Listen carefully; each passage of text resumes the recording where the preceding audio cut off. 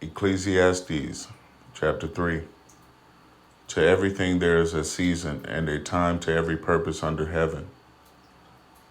heaven. Verse 2. A time to be born and a time to die.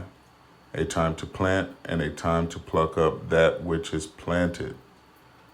A time to kill and a time to heal. And a time to break down and a time to build up. We're coming into some very interesting days, the last seconds of the last days. And what you're starting to see is a speeding up of the wickedness in the world. Let's take a look at the video. The hour of the death toll in tonight's mass shooting in Tulsa has now climbed to 4, plus the shooter. Local officials spoke just moments ago. I want to go back to CNN's Joe Johns, who has the latest. What else did you learn? We picked up a few more details from Deputy Police Chief, who briefed just a little while ago. Anderson, listen. At 16:52, 4:52 hours, our dispatch received a call of an active shooter at the Natalie Medical Building at 6457 South Yale Avenue. We had officers arrive at the location at 4:56, so a 3-minute response time, and make contact with victims and the suspect at 5:01. And that was them making their way to the second floor. The officers that did arrive were hearing shots in the building, and that's what directed them to the second floor. Right now, we have 4 civilians that are dead. We have 1 shooter that is dead, and right now, we believe that is self-inflicted. Dispatchers received a call about an active shooter at the Natalie Medical Building, a physician's office building on the St. Francis Hospital campus, shortly after 4:50 p.m. local time.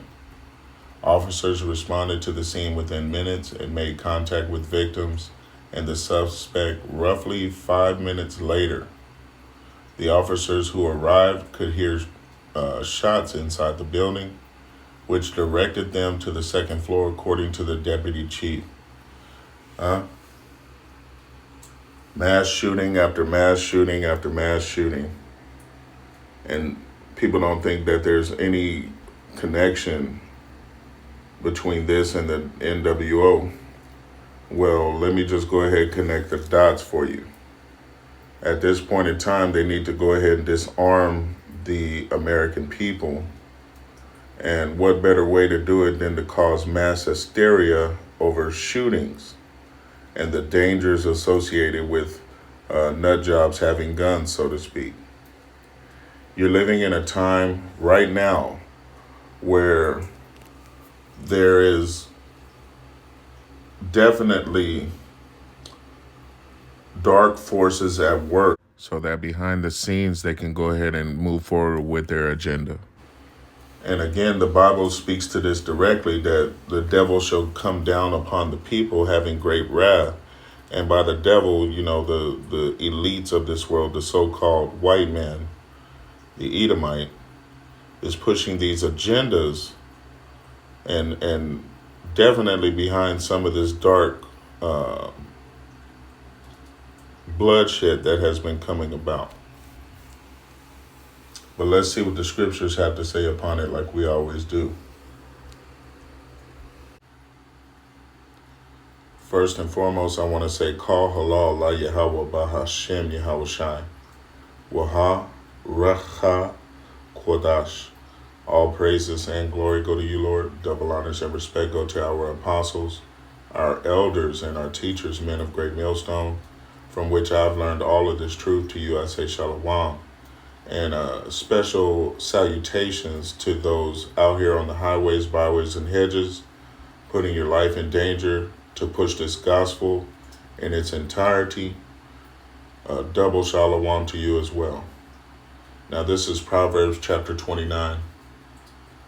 And we'll begin at verse 8. It says, scornful men bring a city into a snare, and a snare is a trap. But wise men turn away wrath. Now, In these latter days, the last seconds of the last days, you're starting to see the love of many wax cold, meaning that they have no conscience when it comes to doing evil to others. They're unconscionable. Okay, and verse 8 again, scornful men bring a city into a snare. That is the wicked being spoke of here in this section. Verse 9, if a wise man contendeth with a foolish man, whether he rage or laugh, there is no rest. Verse 10, the bloodthirsty hate the upright. They hate us. And who is the upright? Jeshurun, the upright one, Israel, the 12 tribes of Israel, you so-called Negroes, Latinos, and Native Americans. And you confusion of face, you speckled birds, those whose forefathers go back to being Israelites. All right, now if this word is in you and you understand it, there's a good chance that you are a part of the nation. And you are upright when it comes to the rest of the world, because the rest of the world has no moral fiber, no backbone, no gumption. They don't stand on morals or principles. They just do as they please. As Aleister Crowley's old motto was, do as thou wilt. Verse 10 again, the bloodthirsty hate the upright, but the just seek his soul. Now, dealing with what has been going on lately, the wicked men of this world are bringing the cities into a trap, a snare, as spoken of in verse 8. They're lying in wait for innocent blood. And again, this is very vague, because whoever perished being innocent, right? That's what the scriptures tell us. But in this life, you got innocent kids being shot down at a school on a level that is, man, it's horrible to even think about. You have people being now gunned down in a hospital, and both of these venues, the school and the hospital, you would think one would find safety in these locations. They're going to the most sacred of your places and taking away that feeling of security by killing innocent people. Again, just take that with a grain of salt. And shedding innocent blood on these venues. There's no word that you are safe now. Now, we're going to go ahead and go here for just a moment. This is 2 Ezra chapter 15. Okay? And I'll begin at verse 14. It says, woe to the world and them that dwell therein. And woe means destruction. Okay? And what you have been witnessing lately on the news with these terrible, whether they're psyops or not, it doesn't matter.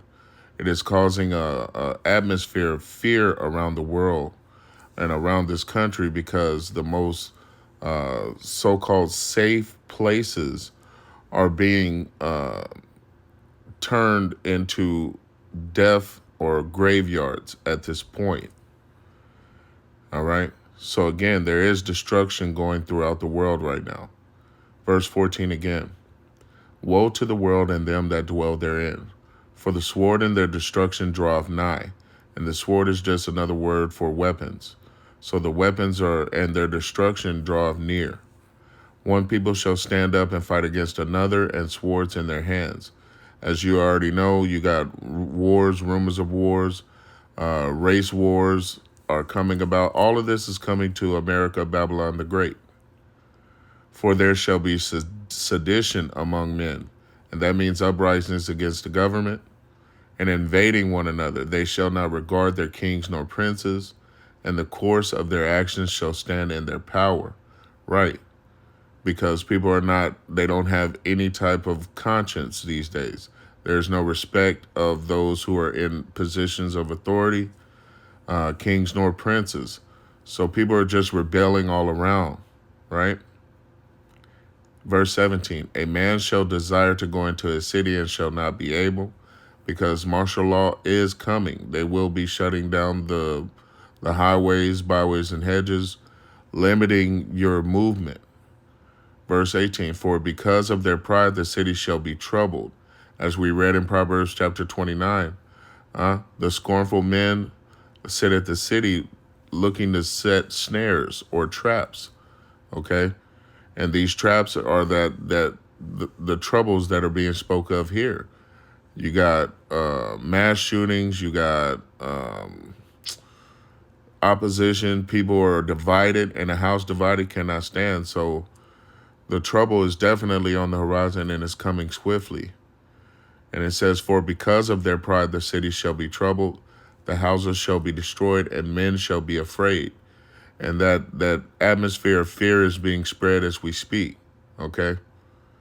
Verse 19, a man shall have no pity upon his neighbor, but shall destroy their houses with the sword, and spoil their goods because of the lack of bread, and for great tribulation, which is coming about as we see gas prices going through the roof.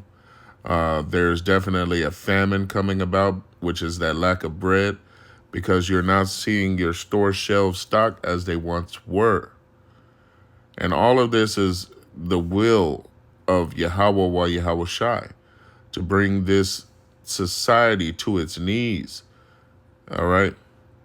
And that is what's going on. Society is being brought to its knees.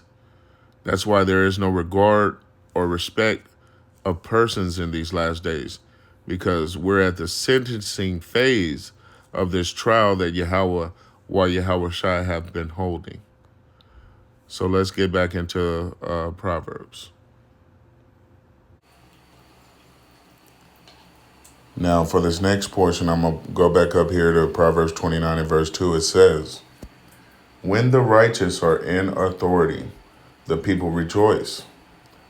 But when the wicked bear of rule, the people mourn. And that's what you're seeing go about throughout all the world. Uprisings, protests, wars, rumors of wars, mourning, and lamentation. And this is all brought about by our power, Yahweh wa Yahweh Shai.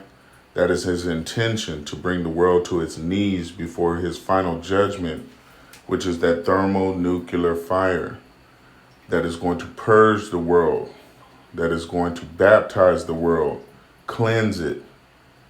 And when that occurs, there will be the righteous coming down out of the chariots to restore authority